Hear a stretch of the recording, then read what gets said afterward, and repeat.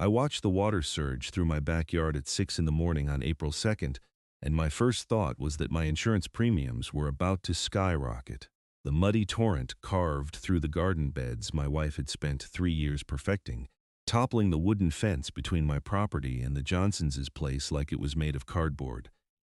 I stood at the sliding glass door in my pajamas, coffee mug frozen halfway to my lips as the deluge transformed our quiet cul-de-sac in Breckenridge, Colorado into something resembling a disaster movie. My name is Zachary Kovach, and I had lived in Pinewood Terrace for 8 years.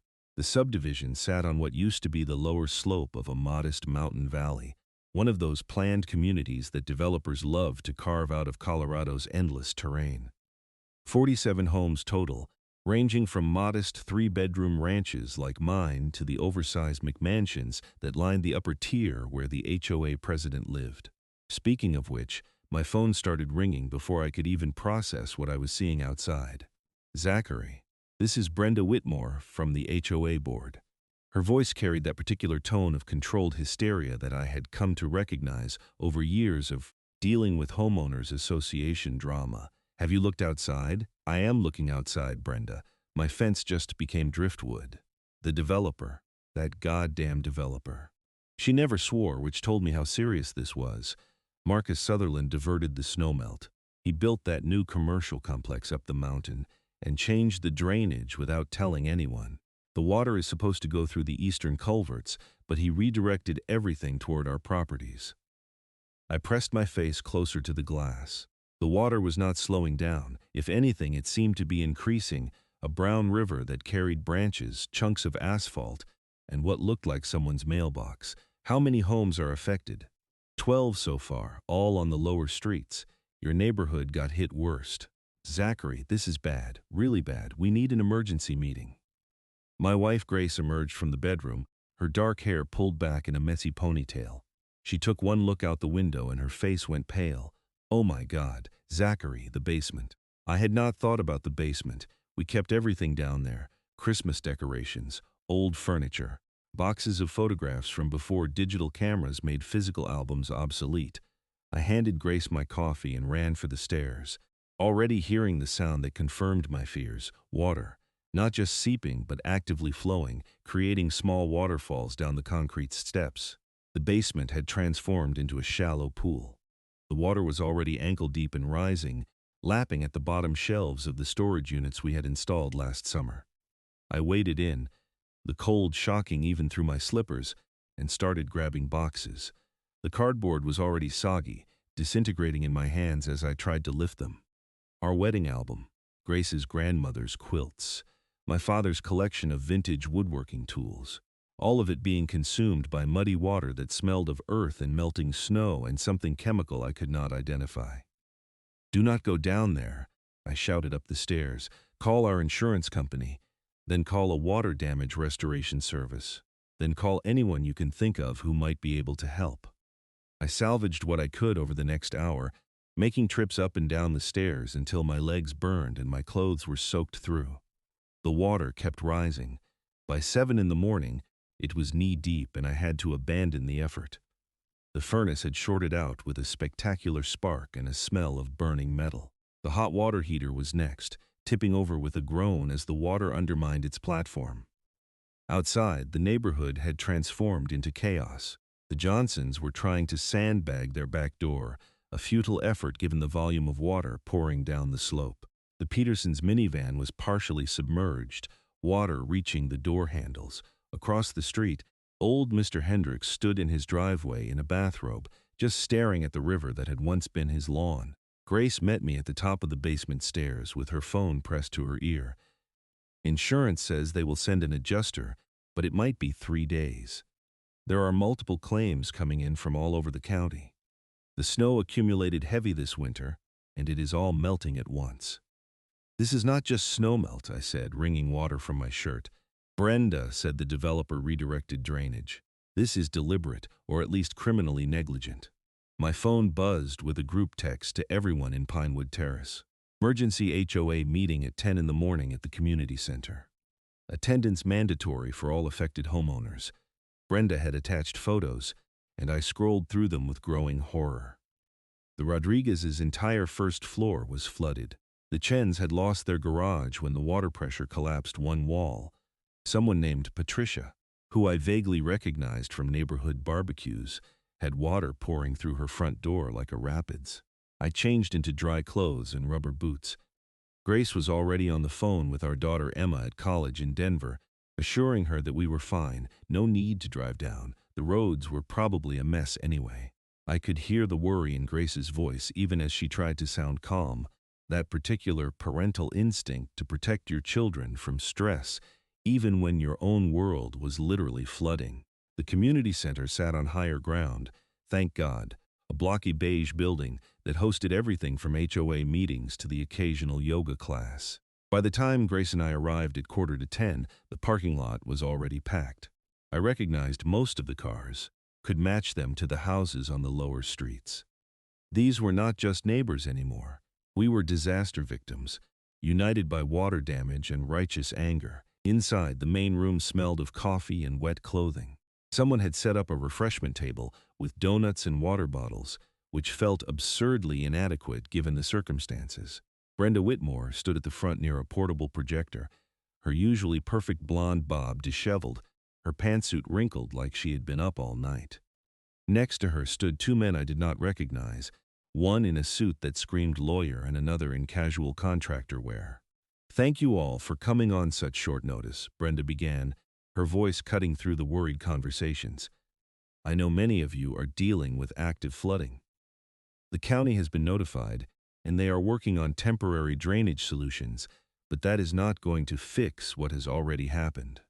She clicked a remote, and the projector displayed an aerial photograph of Pinewood Terrace and the surrounding area. I could see our subdivision clearly, a neat grid of streets and houses. Above us on the mountain slope, marked with a red circle, sat a sprawling new development. Large buildings, extensive parking lots, all perched on what used to be raw mountainside. "This is Summit Ridge Commercial Plaza," Brenda continued.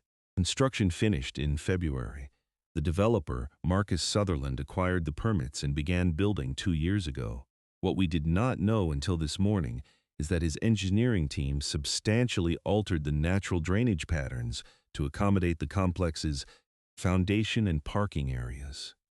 The lawyer stepped forward. He introduced himself as David Richardson from a firm in Denver that specialized in property law and HOA disputes.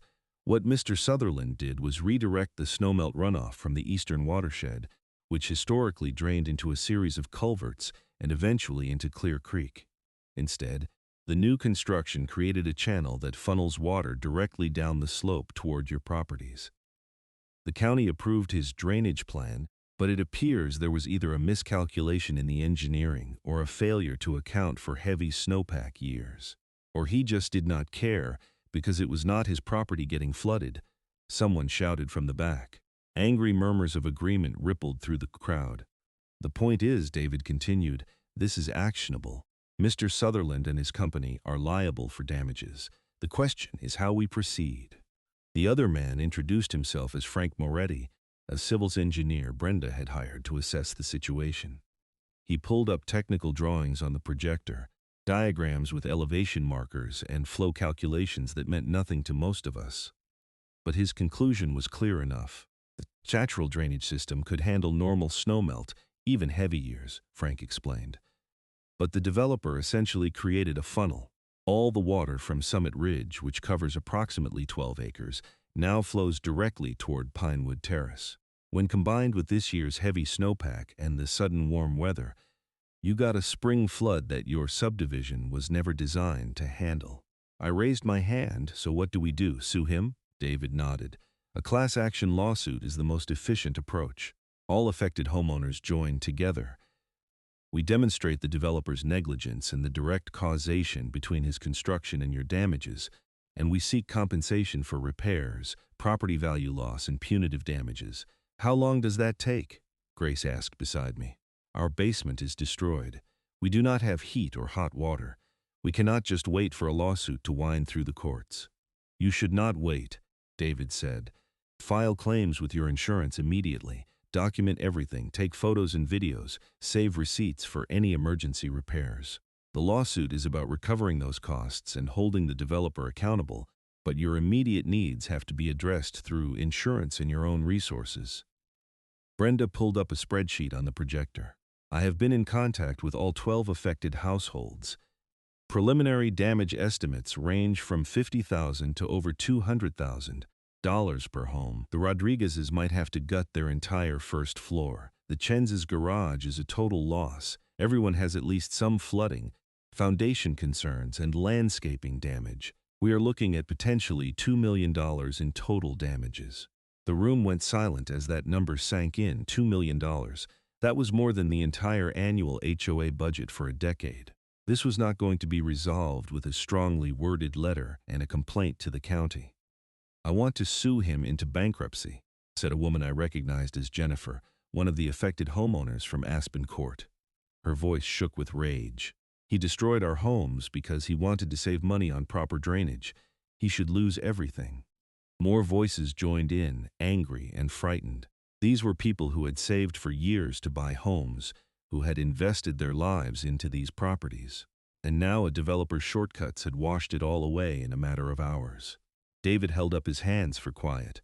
I understand the anger, and yes, we will pursue full compensation. But I need everyone to understand that litigation takes time, months, possibly over a year. Mr. Sutherland will hire his own lawyers, and they will fight this. We need patience and unity. What about criminal charges? I asked. If he knowingly diverted water onto our properties, is that not some kind of crime? David glanced at Brenda, then back at me. Potentially. There could be building code violations, environmental violations, even fraud if he misrepresented his drainage plans to the county. That would be a matter for the district attorney's office. But criminal charges are harder to prove and do not directly compensate you for damages. The civil lawsuit is our best path forward. The meeting continued for another hour. We discussed logistics, signed preliminary agreements to join the class action, and shared horror stories about the damage to our homes. The Rodriguez's daughter had lost her entire bedroom, everything from her bed to her school projects destroyed. The Chen's classic car, a restored 1967 Mustang that Mr. Chen had been working on for 15 years, was ruined. Patricia's finished basement, which she had converted into a home office for her remote work, was underwater. By the time Grace and I left, it was nearly noon. The water had finally stopped rising in our neighborhood, but the damage was done. Small lakes sat in yards and streets. The storm drains gurgled futilely, overwhelmed by the volume.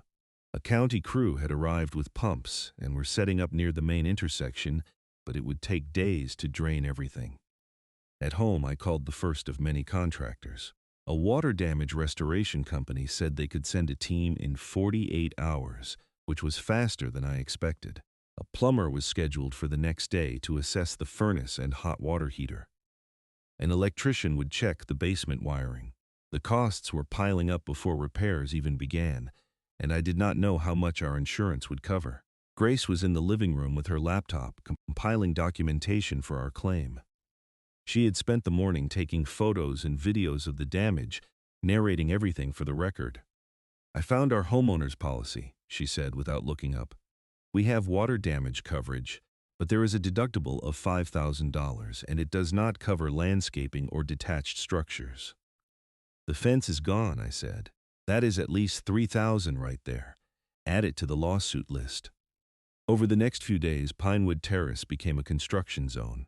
Restoration crews moved from house to house, setting up industrial dehumidifiers and fans that roared day and night. Dumpsters appeared in driveways, filling with ruined drywall, carpeting, furniture, and personal belongings. The mail carrier had to navigate around equipment and parked work trucks. It felt like a neighborhood under siege. I took time off work, burning through vacation days to manage the chaos. My job as a software project manager could mostly be done remotely, but I still had meetings and deadlines that did not care about my flooded basement. Grace worked as a nurse at the local hospital, and she could not take extended leave, so I became the point person for contractors, inspectors, and insurance adjusters. The insurance adjuster arrived on day 3, a tired-looking woman named Carol who had clearly been dealing with flood claims all week. She spent 2 hours examining our property, taking measurements, making notes on a tablet. Her assessment was blunt. "You are looking at probably 70,000 in covered damages," Carol said. "Basement repairs, furnace and hot water heater replacement, some structural work on the foundation. After your deductible, the insurance company will cover 65,000. But that does not include your fence, most of your landscaping, or the detached shed that got undermined. Those are separate claims, and frankly, they might not be covered depending on your policy language." "What about the fact that this was caused by a developer's negligence?" I asked. "Should not his insurance be paying for this?" Carol shrugged. "That is between your lawyers. My job is to assess what your policy covers. You can pursue the developer separately, but your insurance pays first. Then they might try to recover costs from his insurance through subrogation. It is complicated." After she left, I sat on the back porch and looked at the destruction. The garden Grace had loved was gone, replaced by channels of mud and scattered debris. The fence leaned drunkenly, held up only by the neighbor's still intact section. Water stains marked the house siding where the flood had peaked, and somewhere up the mountain, Marcus Sutherland was going about his business, probably not giving a damn about the 12 families whose lives he had upended. That night, Brenda called another meeting. This one was smaller, just the affected homeowners and David Richardson. We met at the community center again, but the mood was different now. The shock had worn off, replaced by grim determination. "I have filed the initial lawsuit," David announced. "Sutherland Development LLC and Marcus Sutherland personally are named as defendants. We are alleging negligence, nuisance, and violation of Colorado water rights law. I have also sent notice to the county regarding potential permit violations." "What is his response?" asked Mr. Chen, who had been notably quiet since losing his Mustang. "His lawyer called me within 2 hours," David said, with a thin smile. "They are claiming the drainage plan was properly engineered and approved by the county. They are arguing that this year's unusual snowpack was an act of God that nobody could have predicted. Basically, they are denying all responsibility." "That is garbage," Jennifer said. "We have lived here for years. We have had heavy snow before. This never happened until he built that monstrosity." David nodded, "Which is exactly what we will prove.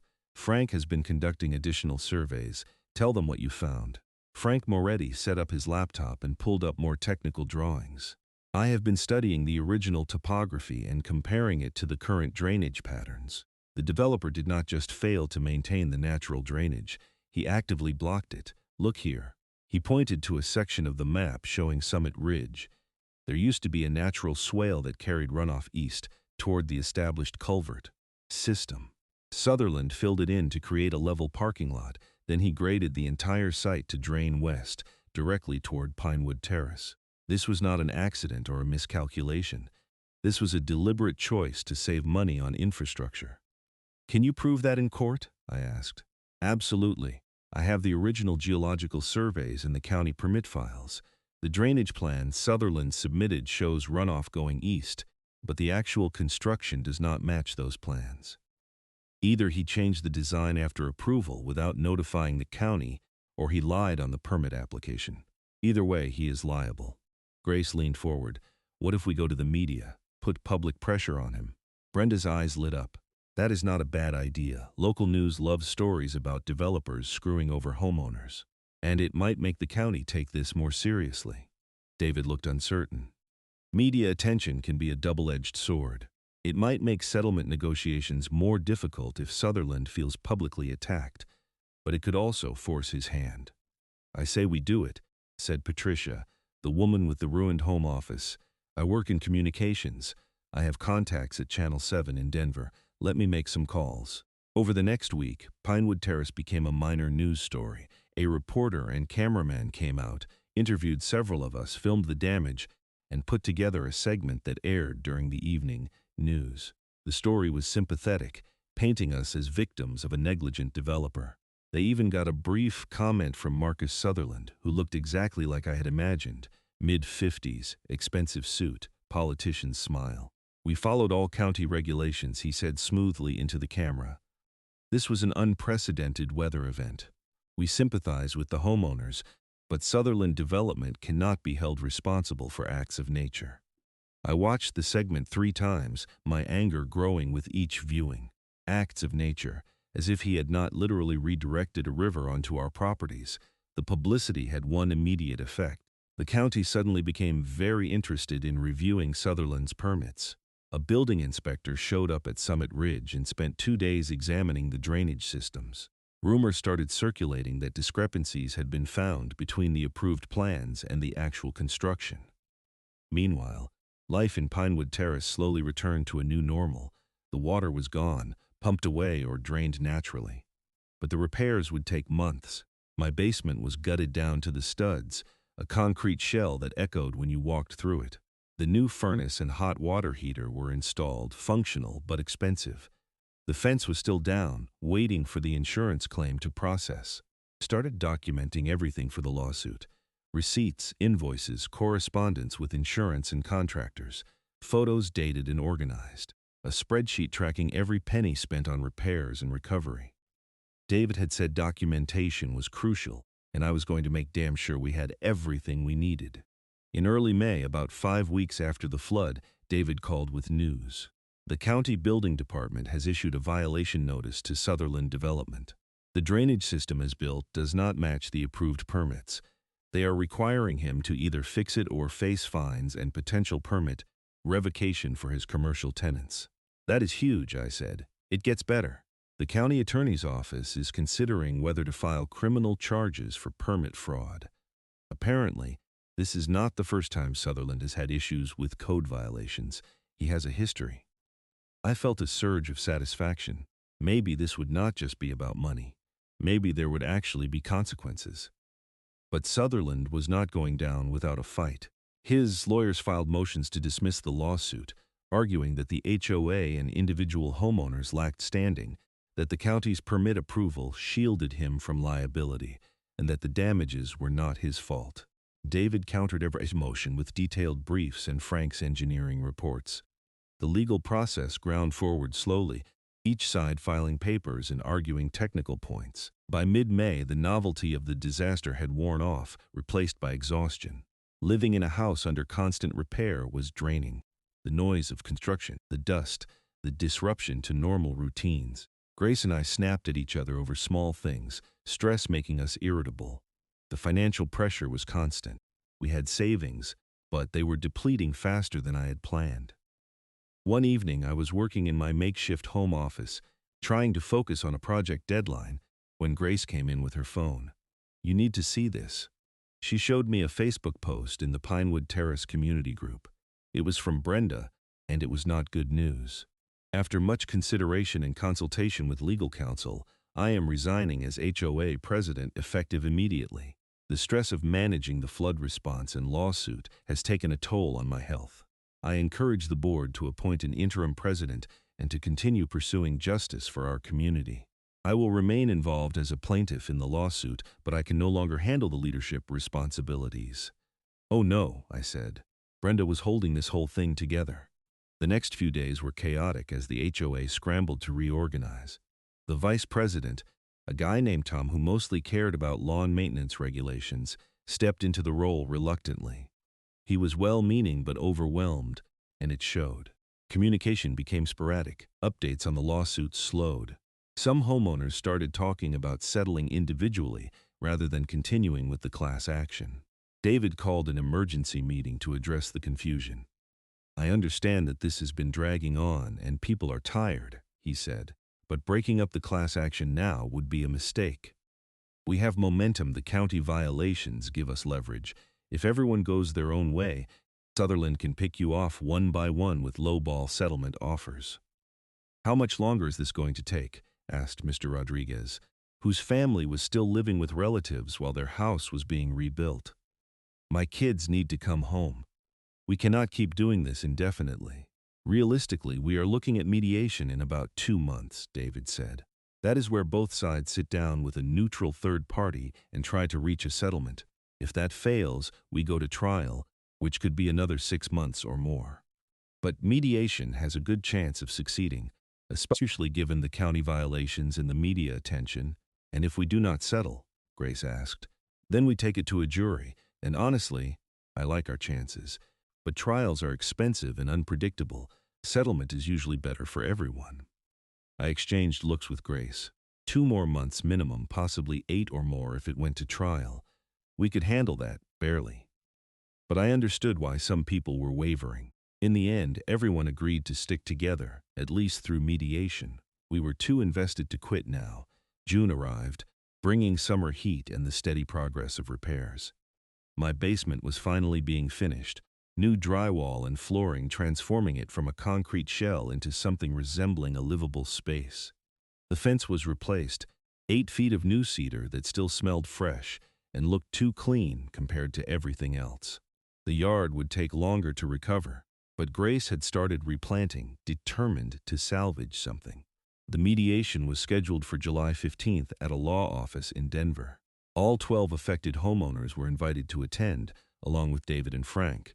Sutherland would be there with his legal team. A professional mediator would referee the proceedings and try to find common ground. I took the day off work for the session. Grace came with me, and we drove to Denver in tense silence. The law office was in a glass tower downtown, the kind of place that charged $500 an hour just to sit in the waiting room. We met the other homeowners in the lobby, a nervous group in our best business casual attire, clearly out of our element in this world of corporate law. David met us and walked us through what to expect. The mediator will meet with both sides separately at first, then bring us together. Sutherland's team will make an offer, probably a lowball one. We counter. The mediator goes back and forth until hopefully we reach a number everyone can live with. What if we cannot agree? Asked Jennifer. Then we prepare for trial.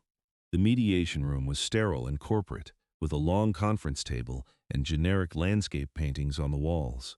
The mediator was a woman in her 60s named Margaret, with a calm demeanor that suggested she had done this 1,000 times before. She explained the process, emphasized confidentiality, and then asked Sutherland's team to present their position. Marcus Sutherland sat across from us, flanked by 3 lawyers in matching navy suits. Up close, he looked older than he had on TV, with deep lines around his eyes and gray streaking his temples. He did not look directly at any of us. His lead attorney, a man who introduced himself as Robert, launched into a presentation. They were willing to acknowledge that the drainage situation was regrettable, but they maintained that the county had approved all work, that the unusual weather was the primary cause, and that Sutherland Development bore limited liability. However, in the interest of community goodwill and avoiding prolonged litigation, they were prepared to offer a settlement. We propose a total settlement of $400,000, divided among all affected parties, Robert said. Additionally, Mr. Sutherland will fund the installation of improved drainage systems in Pinewood Terrace to prevent future incidents. I did some quick math. 400,000 divided by 12 homeowners was about 33,000 each. My damages alone were over 80,000, and I was not even the worst hit. This was insulting. David did not miss a beat. That offer is not remotely adequate. Our documented damages exceed $2 million. We have engineering reports proving your client's negligence. We have county violations. We have criminal charges pending. 400,000 is not even 20% of actual costs. Robert smiled thinly. Your damage estimates are inflated. Many of those costs would have been incurred eventually anyway for normal maintenance and upgrades. And the criminal charges are speculation. The county has not actually filed anything yet. The mediator intervened before things got heated. Let us take a break. I would like to speak with each side separately. For the next 3 hours, Margaret shuttled between rooms. We sat in a smaller conference room, drinking coffee and speculating about what was happening. David warned us not to get hopes up for the first day. Settlement negotiations often took multiple sessions. When Margaret returned to our room, she had a new number. They have increased their offer to $700,000, plus the drainage improvements. That is approximately $58,000 per household. Still not enough. Mr. Rodriguez's repairs alone were over $150,000, but I could see some people wavering. $58,000 was real money, and the certainty of a settlement was tempting compared to the uncertainty of trial. We caucused privately without David, the 12 of us sitting in a conference room trying to decide our collective fate. I say we hold out, I said. We have them on the ropes. The county violations prove they are liable. But what if we lose at trial? Asked Tom, the interim HOA president. Then we get nothing except lawyer bills. We are not going to lose, said Patricia. The evidence is overwhelming. I have already paid over $100,000 out of pocket, Mr. Rodriguez said quietly. My insurance covered some, but not all. $58,000 does not even make me whole. I need more. Everyone started talking at once, arguing about risk and fairness and how much longer we could wait.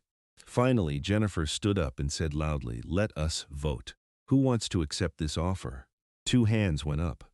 Tom and one other homeowner I did not know well. Who wants to counter and keep negotiating? The other 10 of us raised our hands. David was pleased when we told him, "Good, they are testing your resolve. Let me push back harder." The mediation continued into the evening. The offers inched up slowly, $800,000, $950,000, $1.2 million. Each time we countered with our full documented damages and Frank's irrefutable engineering reports. Each time, Margaret returned with a slightly better number, but still short of what we needed. At 9 p.m., exhausted and hungry, Margaret presented what she called a final offer, $1.6 million paid over 3 years, plus installation of a proper drainage system at Sutherland Development's expense, engineered to county standards and subject to inspection, plus a public acknowledgement of responsibility and an apology. The apology part surprised me. I had not thought Sutherland would agree to that. David looked at us. This is likely the best we will get without going to trial. 1.6 million divided 12 ways is approximately $133,000 each. That does not fully cover everyone's damages, but it is substantial. We took another private vote. This time it was unanimous. We were done fighting for today. The settlement was not perfect, but it was enough to rebuild, enough to move forward. When David informed Margaret of our acceptance, I saw Sutherland's face through the conference room window. He looked relieved, which made me think we could have pushed for more. But I was too tired to care. The settlement agreement took another 3 weeks to finalize. Lawyers on both sides drafted pages of legal language, defining exactly what we were agreeing to and what rights we were waiving.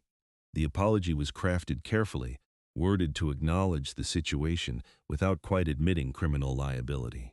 It would be published in the local paper and posted on Sutherland Development's website. On August 5th, we all met at David's office in Denver to sign the final documents. It felt anticlimactic, just signatures on papers, but when I walked out, I had a check for $133,000 and the knowledge that Sutherland would be installing a proper drainage system before next winter. The criminal charges ended up being a minor footnote. The county attorney's office filed misdemeanor permit fraud charges against Sutherland Development LLC, but not against Marcus Sutherland personally.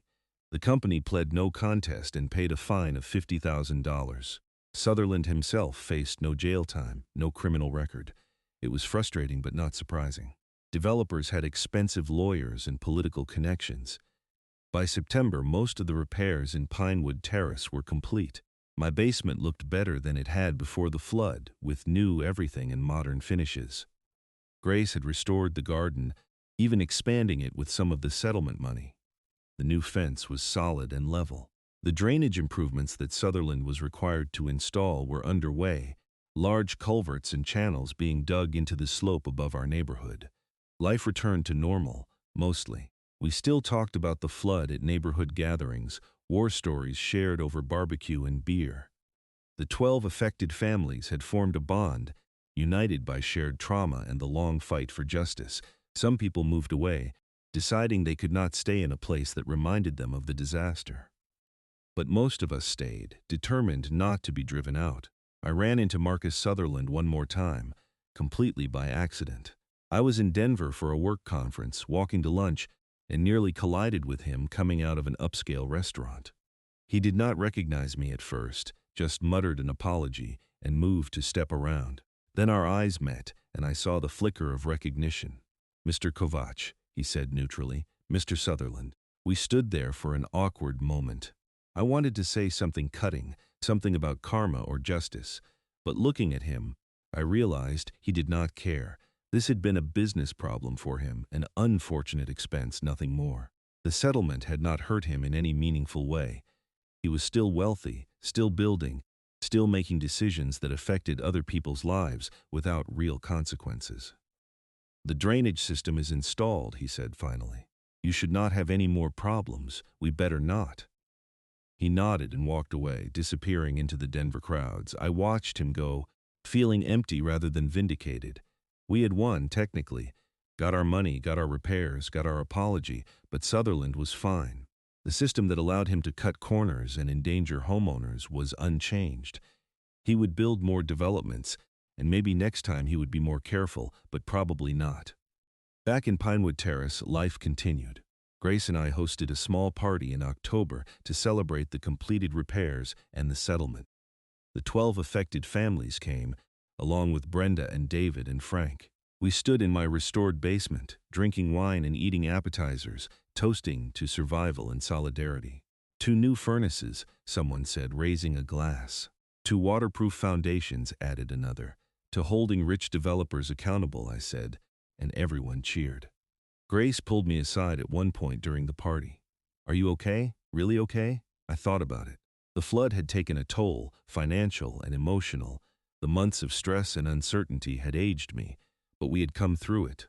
We had fought back and won something, even if it was not everything. "Yeah," I said, "I think I am."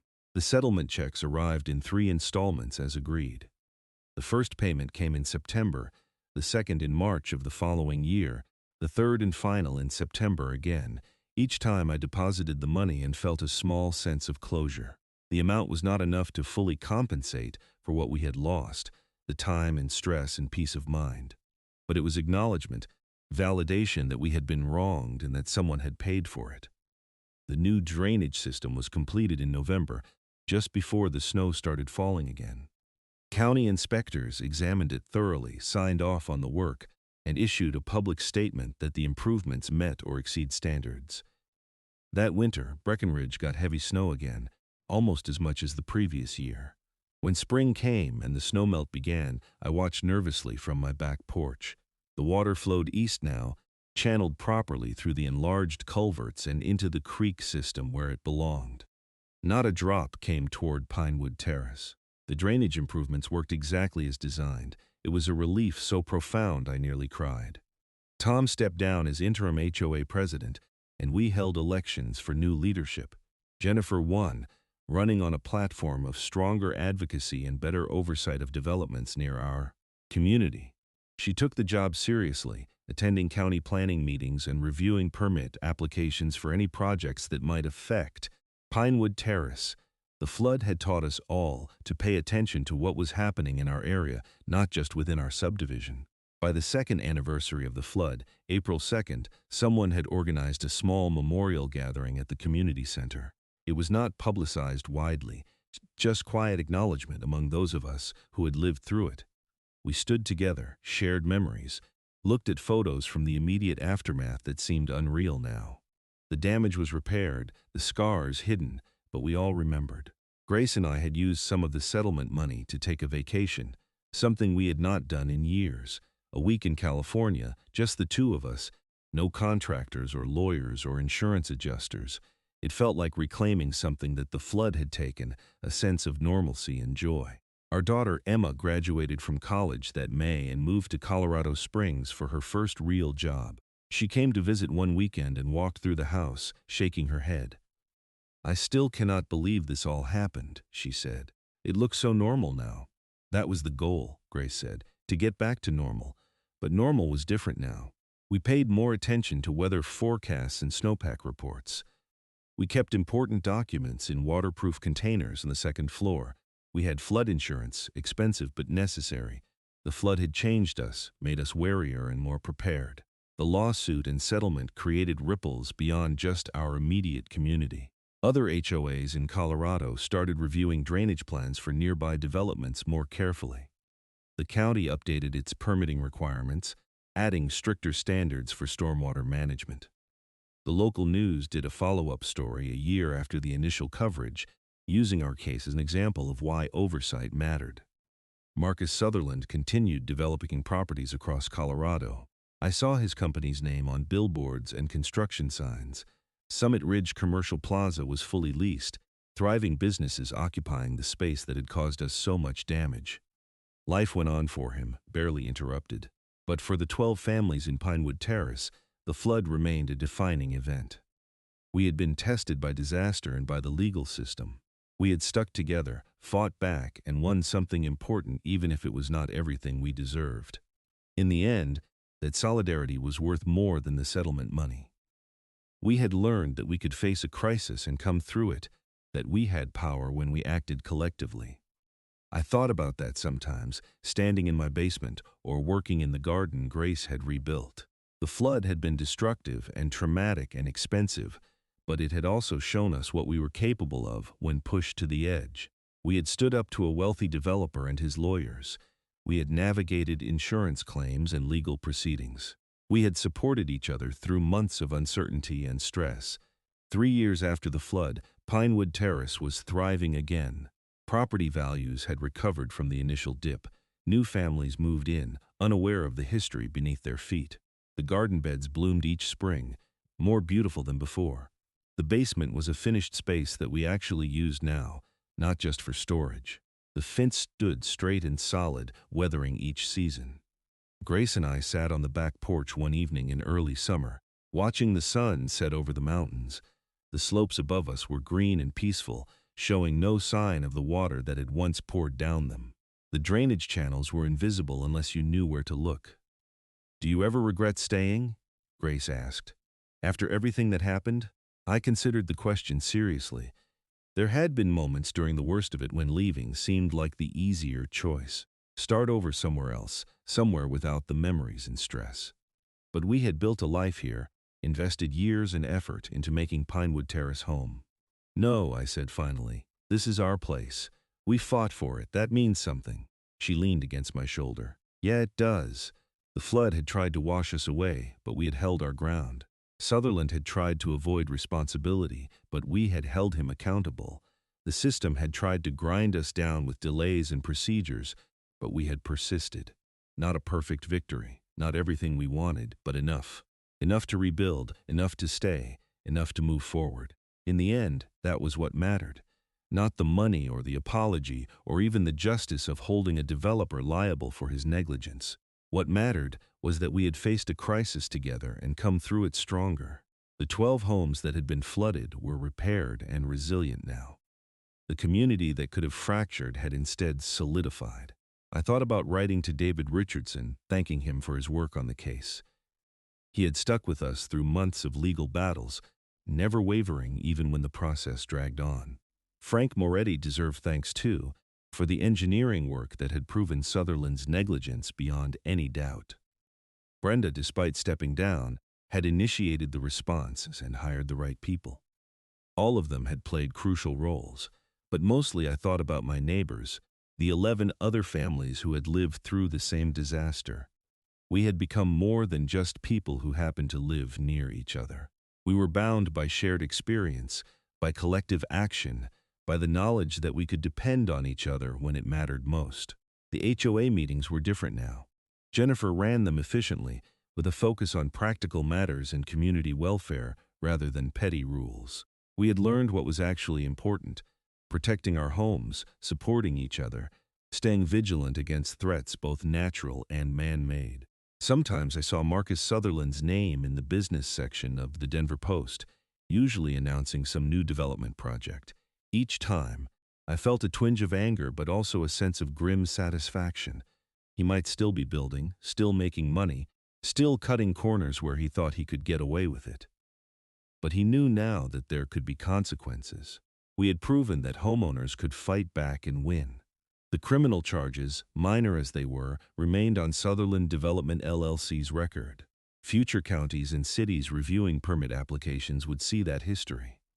It might not stop him, but it would make some officials more cautious, more thorough in their reviews. That was something.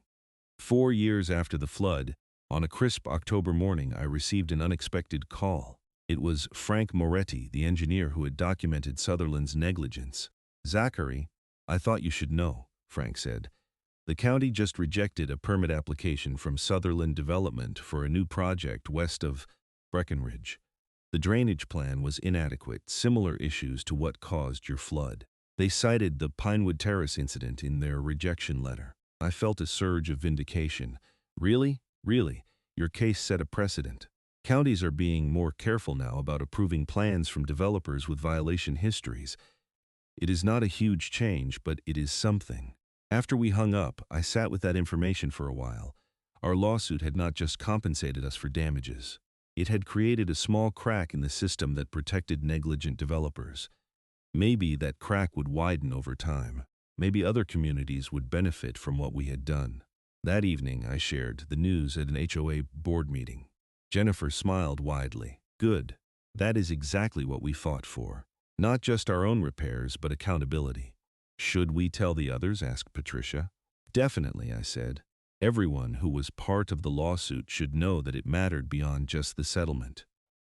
We sent out an email to all the affected families, explaining what Frank had told me. The responses came quickly, messages of satisfaction and relief. We had made a difference. Our months of stress and legal battle had produced results beyond our individual homes. Life continued its steady rhythm. Grace got promoted at the hospital, taking on more responsibilities and longer hours.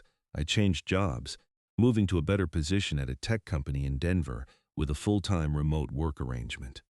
Emma got engaged to her boyfriend, and we started planning a wedding for the following year. The flood became part of our family history, a story we would tell but which no longer dominated our thoughts. Pinewood Terrace evolved too. New families brought fresh energy. The community center hosted more events. Jennifer organized a neighborhood watch program and an emergency preparedness committee. Lessons learned from the flood applied to future potential crises. We were not naive anymore about the risks of living at the base of a mountain slope, but we were prepared and unified in ways we had not been before. 5 years after the flood, on the exact anniversary, Grace and I walked through the neighborhood taking photos.